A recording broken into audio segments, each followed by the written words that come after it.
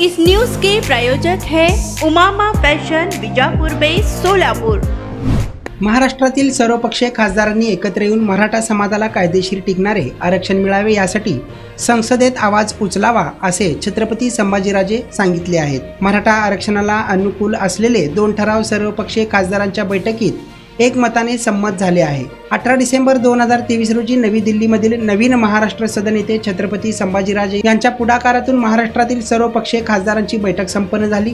या बैठकीला सर्वपक्षीय 23 खासदारांची उपस्थिती होती। मागील अनेक वर्षांपासून मराठा समाज आरक्षण मिळावे यासाठी सरदशीर मार्गाने आंदोलन करत आहे। 2016 मध्ये तब्बल 58 मोर्चे मराठा समाजाने काढले होते।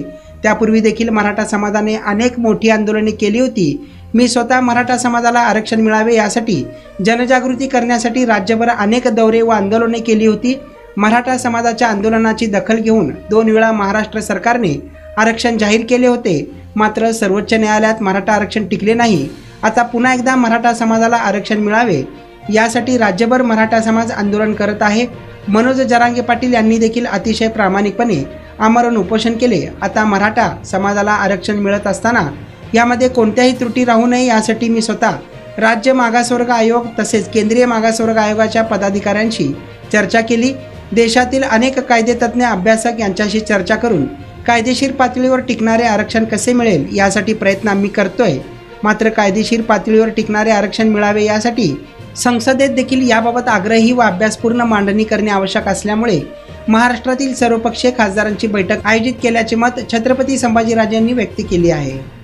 रेडीमेड कापड क्षेत्रात अग्रेसर असलेलं एकमेव नाव म्हणजे उमामा कलेक्शन। बच्चों से लेके बड़ों तक एक ही चॉइस, उमामा फैशन। आमच्या इथे gents T shirts, trousers, shirts, pants, jackets आदी व्हरायटीज उपलब्ध। तसेच दिवाळी, होळी, रमजान ईद, बकरी ईद, आंबेडकर जयंतीचीही शॉपिंग करा।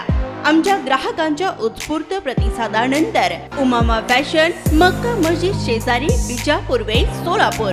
संपर्क 99 21 03 70 94।